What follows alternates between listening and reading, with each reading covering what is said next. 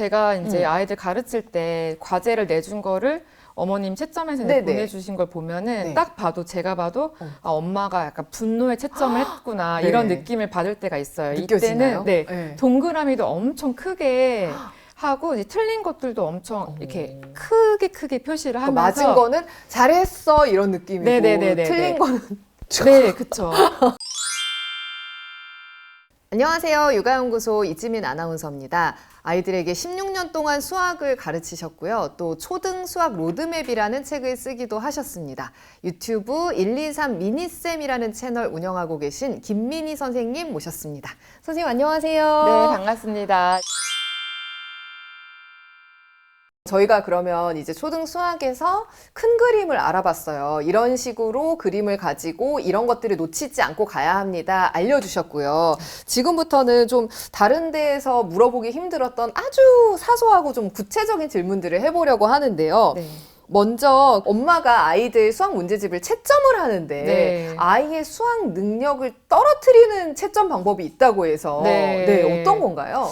제가 이제 아이들 가르칠 때 과제를 내준 거를 어머님 채점해서 이제 보내주신 걸 보면은 딱 봐도 제가 봐도 아, 엄마가 약간 분노의 채점을 했구나 이런 느낌을 받을 때가 있어요. 느껴지나요? 이때는 동그라미도 엄청 크게 하고 이제 틀린 것들도 엄청 이렇게 크게 표시를 하면서 맞은 거는 잘했어 이런 느낌이고 틀린 거는 네, 그쵸.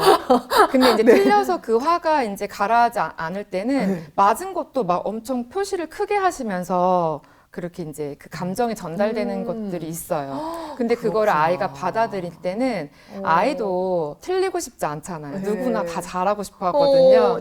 그래서 스스로 그 느끼는 자신감이 엄청 떨어지게 돼요. 그리고 아, 엄마가 화났구나라는 게 약간 신경 쓰이니까 내가 더 잘 맞춰야지라는 생각에 이제 자꾸 답을 맞추는 쪽으로 자꾸 가게 되는 거죠. 그래서 그런 경우는 아이의 수학 감정을 해칠 수가 있어서 좀 조심해서 엄마의 감정을 좀 절제하면서 하시는 게 좋죠. 채점을 보면 그런 게 느껴지는군요. 네네네네. 또는 그렇게 나타내지 않았어도 아이가 있는 데서 채점을 하는 걸 아이가 좀 불편해 할 수도 있어요. 그래서 되도록이면 그 오늘 학습을 하고 그 자리에서 아이가 나의 오늘 결과를 기다리듯이 막 이렇게 채점을 그 앞에서 하시기보다는 조금은 시간을 떨어뜨려서 아이가 보지 않는 데서 하거나 아이한테 뭐 다른 공부를 시킨 다음에 하거나 이런 방식으로 좀 아이를 배려해 주시는 게 좋죠. 네, 그럼 거꾸로 어떻게 채점을 하면 좀 좋은가요? 친구들이 이제 틀린 문제를 받아들이는 거를 좀 싫어하니까 틀린 문제 사인을 엄마와 아이가 이제 정하는 방법이 좋아요. 그래서 뭐 저 같은 경우는 뭐 별표로 하는데 어떤 경우에는 뭐 하트를 표시한다든지 근데 이제 그런 의미를 아이한테 설명도 해줘야 되죠. 틀리는 게 나쁜 게 아니고 틀리는 과정이 너가 더 잘할 수 있는데 도움이 되는 거였다. 그래서 의미가 있다는 것을 아이한테 계속 얘기를 해주면서 그렇게 나타내주는 거 굉장히 좋고요. 이 문제는 우리가 뭘 모르는지 알게 해주는 좋은 문제라서 우리가 하트로 표시하자라고 하면 너무 기분이 좋을 것 같아요. 네네네. 그러면 아이들이 틀린 걸 두려워하지 않으니까 문제를 풀어내려고 하는 시도를 더 많이 하거든요. 그러면 훨씬 더 이것저것 생각을 많이 해보는 기회를 갖게 되니까 그 과정에서 사고력도 많이 증진되고 수학 실력도 당연히 올라가고요. 완전히 이렇게 쫙 그어진 채점을 보면 아이들이 충격받아서 더 열심히 할 것 같지만 오히려 그렇지 않잖아요. 의욕을 떨어뜨리고 더 긴장만 많이 하게 되잖아요. 근데 말씀해 주신 것처럼 이렇게 하트나 어떤 의미 있는 이런 채점을 하면 내가 더 도전해보고 싶은 그런 생각이 들 것 같아요.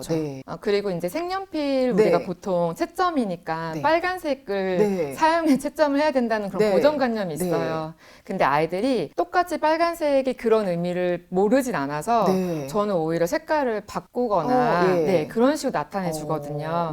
그러면 친구들이 받아들였을 때 좀 더 거부감이 좀 덜한 것도 유아나 초등 시기에는 굉장히 중요한 것 같아요. 저는 이런 거는 몰랐는데 그냥 제가 어렸을 때 그 빨간색이 너무 약간 위협적이어서 아이 거를 채점할 때 항상 가장 괜찮을 것 같은 색깔을 골랐거든요. 은색이라든지 잘 안 보이는 아니면 뭐 핑크 같은 거는 우리가 왠지 막 사랑이 연상되고 그렇잖아요. 그래서 항상 그런 식으로 채점을 했는데 그런 것도 좀 효과가 있네요. 네, 맞아요. 네, 정말 꿀팁인 것 같아요. 정말 사소한데 너무 좋은 꿀팁. 어머님들 중에서 이런 거 진짜 고민하시는 분들이 많아요. 아이가 문제를 제대로 안 읽는다. 문제를 똑바로 안 읽어서 틀린다. 근데 이 문제를 엄마가 엄마의 언어로 설명해주면 풀 수는 있는데 자기 스스로는 이 조건을 제대로 확인하거나 꼼꼼하게 읽지 않아서 틀리는 아이는 어떻게 해야 되나요? 저학년 때를 먼저 말씀을 드리면 저학년 친구들은 한글을 다 떼고 읽는다고 해도 문자만 그냥 읽어낼 뿐이지 의미를 파악하면서 읽지 못하는 경우들도 또 되게 많아요. 네. 근데 그거를 아이가 이제 읽으니까 읽었으면 당연히 얘가 이해했겠지라고 생각하고 또 그렇게 해서 틀리면 엄마가 설명해 주시고 이런 경우가 있는데요. 이때는 이제 아이한테 먼저 문제를 읽어보게 하는데 한 번은 그냥 쭉 그리고 나서 풀 수 있느냐 그럼 이제 또 풀 수 없다 그럼 이번에는 문장씩 끊어가면서 문장을 한 번 읽고 어떤 뜻이라고 생각을 하는지 일단 아이 생각을 들어봐야 돼요. 그래야 아이가 국어적으로 그 문장에 대해서 어떤 단어 때문에 이해가 안 되는 건지 아니면 그 문장 자체는 이해가 됐는데 이걸 뭐 식으로 표현을 못해서 그런 건지 여러 가지 이유들이 있거든요. 그걸 좀 같이 살펴봐 주시면은 아이도 내가 그냥 단순히 문제를 잘못 읽는 행동 때문에 틀린 거가 아니라 단어 뜻을 모르거나 아니면 풀이 방법 자체를 어떻게 연결짓지 못하거나 그런 것들을 알게 되면서 더 많이 이제 문제를 해석한 능력들이 좋아지거든요. 그래서 그런 부분을 저학년 때 연습을 많이 시켜주시는 게 좋고요. 3학년 이상부터는 문제가 이제 조건이 많아지니까 머릿속에 다 조건 정리가 안 될 때가 있어요. 그래서 그 조건을 옆에다가 쭉 써보는 거죠. 뭐 누구는 몇 개 가지고 있었다 그럼 누구는 몇 개라고 그냥 간단한 단어와 숫자들을 다시 한번 밑에다가 정리해주면 그거를 줄글로 볼 때는 조건이 기억이 잘 안 되는데 정리해서 밑에 써놓으니까 더 잘 기억이 돼서 훨씬 문제 해결이 좋아져요. 문제를 읽고 푸는데 선생님 책에서 4가지 유형이 있다고 하셨잖아요. 네. 어떤 유형인가요? 이제 문제를 정확하게 이해하고 풀 수 있는 친구들이 있고요. 네. 이제 이게 가장 이제 베스트인 거고 그쵸. 문제를 이해를 했는데 식을 나타내지 못해서 틀리는 경우들이 있고 그리고 문제를 이해하지 못했는데 그냥 무턱대고 푸는 아이들이 있고요. 네네. 그리고 문제를 이해 못해서 아예 손을 못 대는 아이들이 있어요. 이제 다 각각의 상황마다 다른데 일단 베스트는 이제 제외하고 문제를 읽었는데 어떻게 풀어야 될지 모르는 친구들은 머릿속에 내가 이건 국어적으로는 이해가 됐는데 도무지 개념을 뭘 어떻게 할지 모르겠다. 그러면 문장에 대한 이해를 정말 제대로 한 게 맞는지는 확인을 먼저 해주시고요. 우리가 여기 단원에서 어떤 게 나왔었지를 다시 한번 되짚어보게 해주시면 좋아요. 결국에는 그 문제들이 단원마다 이렇게 구성이 돼 있으니까 그 문제를 해결할 수 있는 개념이 앞에 나왔을 텐데 아이들은 그 생각을 많이 하지 못하거든요. 그래서 그런 걸 물어봐 주시거나 아니면 앞에서 우리가 풀었던 문제 중에 이거랑 비슷해 보이는 문제를 찾아보자. 찾고 그럼 이걸 어떻게 우리가 했었는지 얘기만 나누고 이제 나중에 그 문제를 다시 풀리는 거죠. 그러면 그때 했던 풀이 방법을 여기다 끌어와서 적용을 할 수 있는지를 또 살펴보실 수 있고요. 그 다음에 문제를 이제 이해하지 못하는 친구들의 경우에는 이제 이게 국어적인 건지 조건 정리가 잘 안 되는 건지를 이제 아까 말씀드렸던 방법으로 적용을 해보시면 좋아요.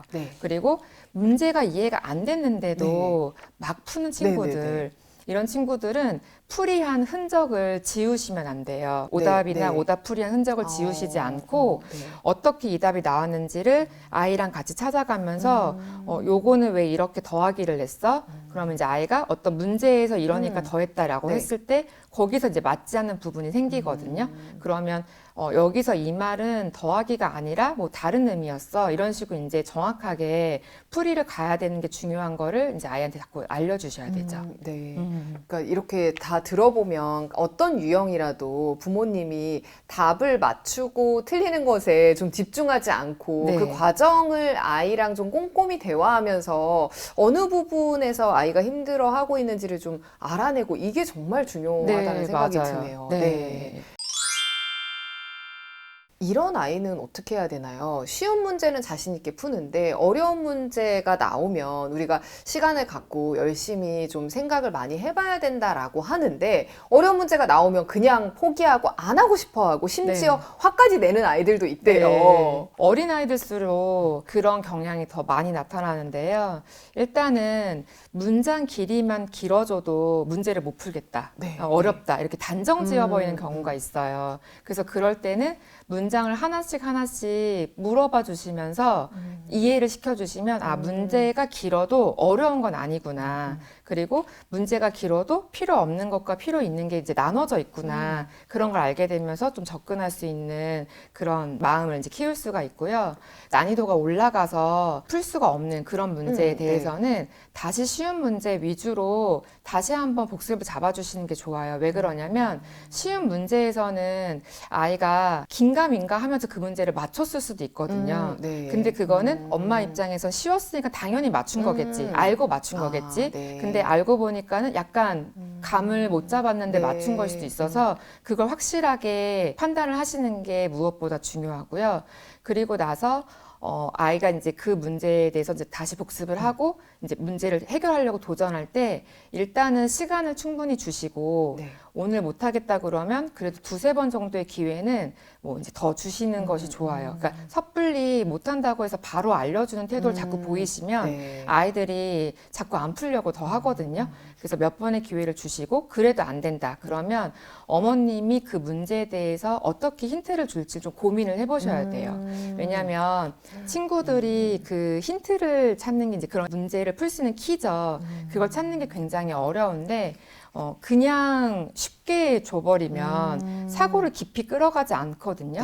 근데 두세 번의 문제를 읽고 생각하는 기회를 준 다음에 그 다음에 키를 주면 친구들이 이제 알아가는 방법들을 터득하게 되고 근데 그 과정에 엄마가 아, 나도 문제가 어려워서 바로 힌트를 주 너무 어렵다 이렇게 생각을 하시면 그 기회를 주는 그 기간 동안 어머님도 답지를 보면서 아, 어떤 흐름으로 문제를 접근하는 방식이 주어졌는지를 캐치를 하시고 이렇게 힌트를 주거나 아니면 정말로 모르는 상태에서 와 이거 진짜 엄마가 봐도 모르겠다. 그래서 아이와 엄마가 약간 동질감을 느끼면서 아, 엄마도 생각을 해볼게 너도 해보자. 또는 누가 먼저 생각을 빨리 할 수 있는지 한번 해보자. 이런 식으로 약간의 승부욕이나 이런 것들을 자극시켜서 유도해 주시면 아이가 좀 더 힘들거나 막 고통스러워하지 않고 다시 해보려고 마음이 이제 생기게 되죠. 그러니까 어려운 문제를 대할 때도 얘가 왜 이렇게 포기하지라고만 생각을 보통 하게 되는데 거기에도 여러 유형이 있네요. 그래서 어떤 것 때문에 자꾸 이렇게 포기를 하려고 하는지 알아내서 그거에 맞는 좀 방법을 찾아야겠네요.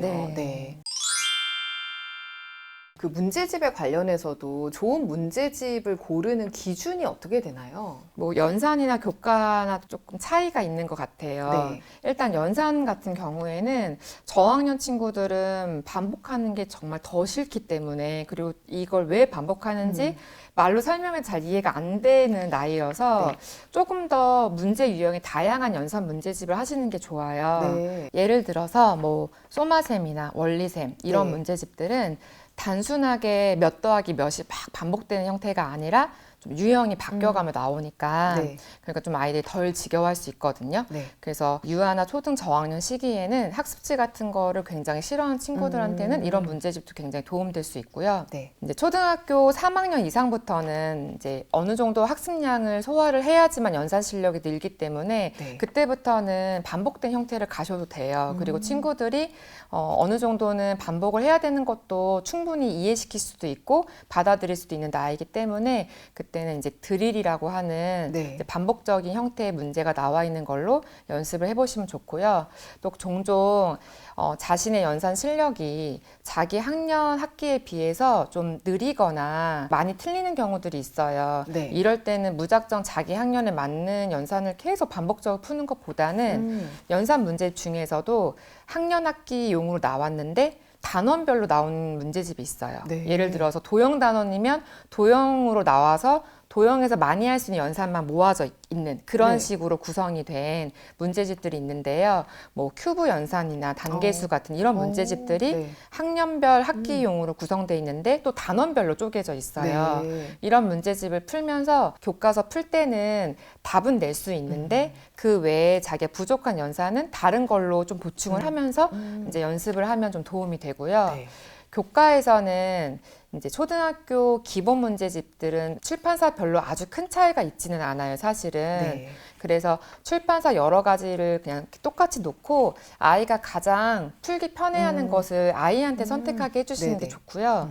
그리고 문제 양이 되게 많다고 해서 네. 이제 실력이 향상되는 게 아니기 때문에 너무 많은 문제량이 있는 것보다는 좀 적절하게 좀 적게 있는 문제집을 선택하시는 것이 더 좋아요. 네. 그래야지만 문제를 조금 풀어도 이 부분은 얘가 빨리 이해를 하는지 아니면 어떤 부분에 대해서는 네. 조금 풀면 이건 이해가 안 돼서 여기만 다시 복습을 한다든지 이런 판단을 좀 잘 하실 수가 있거든요. 네, 그래서 기본 문제집 중에서는 뭐 디딤돌 기본이나 우등생 뭐 이런 형태들을 가지고 네, 기본 이제 학습을 해가시면 좋고요.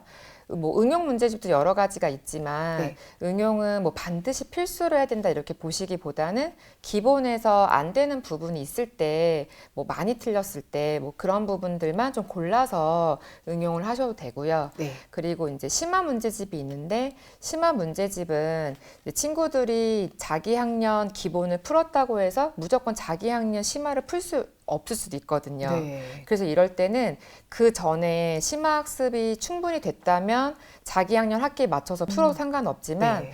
이전에 심화학습을 좀 안 해봤다면 학년 학기를 좀 낮춰서 심화 문제집을 골라주시는 게 좋죠. 네. 네, 그래서 심화 문제 중에서는 뭐 디딤돌 최상이나 최고 수준 이런 문제집들을 추천드릴 수 있어요. 네. 네.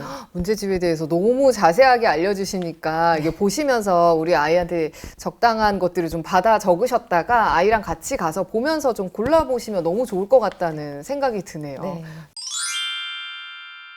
그럼 마지막으로 육아연구소에서 희망을 묻는 공식 질문인데요. 이제 정말 끝이라고 생각해서 모든 걸 좀 포기하고 싶었지만 그게 끝이 아닌 또 다른 시작으로 이어진 경험이 있으신가요?